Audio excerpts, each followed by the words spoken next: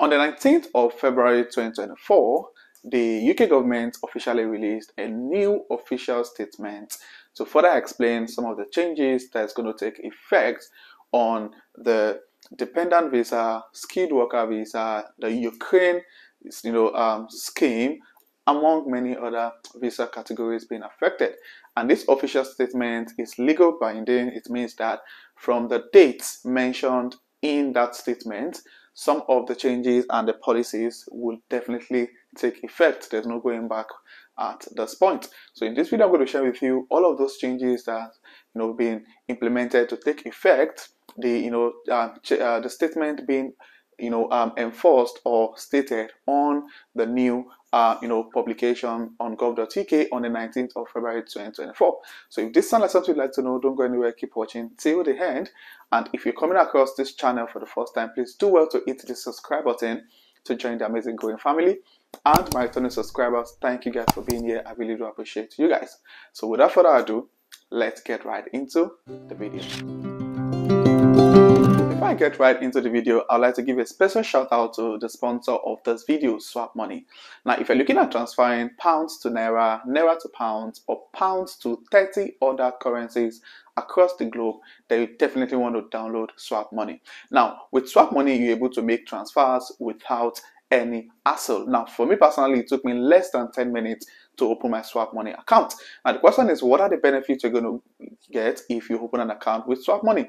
And the first benefit is that you're going to experience a zero transaction fee. You don't need to pay a dime to make any transfer across the globe, and also instant transfer. Now, when I did my first transfer on SWAPMONEY, it took me less than 3 minutes to transfer my funds to the beneficiary. It was really an hassle-free process.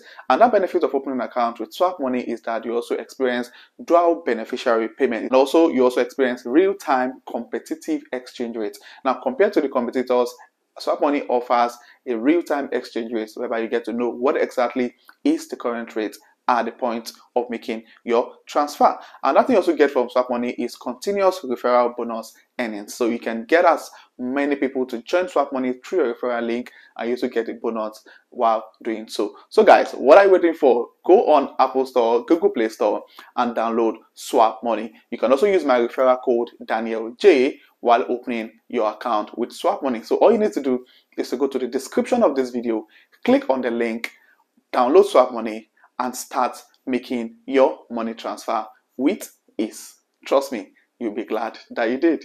Now, the statement of changes in immigration rules posted on the 19th February 2024 was actually targeted to shed more light or give more clarification to some of the changes that is expected to take effect in relation to immigration rules in the next couple of weeks. And we're going to be looking through some of those changes, the ones that actually affect those watching my channel, and give more clarification or explain more to what we should expect in terms of changes in immigration rule in the next couple of weeks. Now, we're going to look at the skilled worker visa. Now, on the statement of changes, it says that if the applicant is applying for permission to stay and was previously granted permission as a skilled worker sponsored in the occupation code 6145, that's for care workers and home carers, or 6146, that's senior care workers, under the rules in force before 11th of March 2024.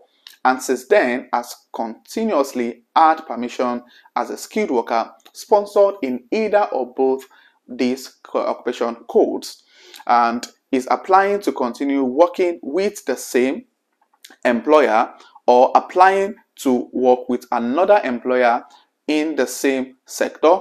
Now, what the policy now is saying is that such person is going to be granted the permission to stay. However, the sponsor has to meet up with the Care Quality Commission, that CQC regulation requirement for this occupation code. Now, what it's saying basically is that if you are currently planning to apply for the skilled worker visa as a carer, that's those who are also eligible for the health and care visa. Now, if you're let's say for instance now you apply before 11th of March and you are trying to renew your visa, or you want to change your employer.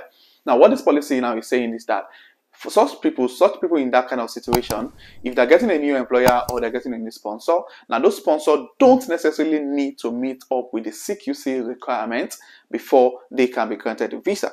And this is specifically for those applying before 11th or who had applied before 11th of March 2024. So it says that sponsor, as in their most recent grant of permission, the CQC regulation requirement for this occupation code does not apply.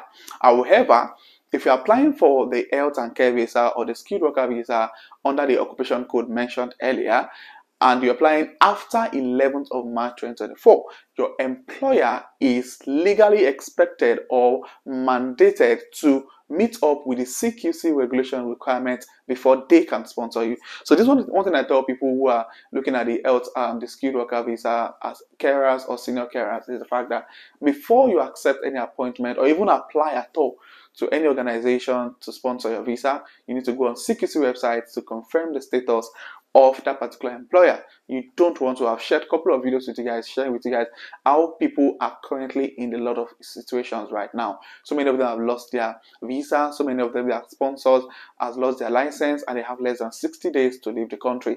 You don't want to put yourself, trust me, you don't want to put yourself in that situation. So it's very important for you to make sure that you go through the government's website, CQC website, and clarify if your employer actually meets the CQC requirements before you push out any application or accept any offer with them. Now, another question I get asked is that what about children? What about situations whereby I, as a student, get a job as a carer and my occupation code is under the 6146 and 6145, and let's say my partner also got the same job with another employer. What happens to the children? Will the children be able to stay back?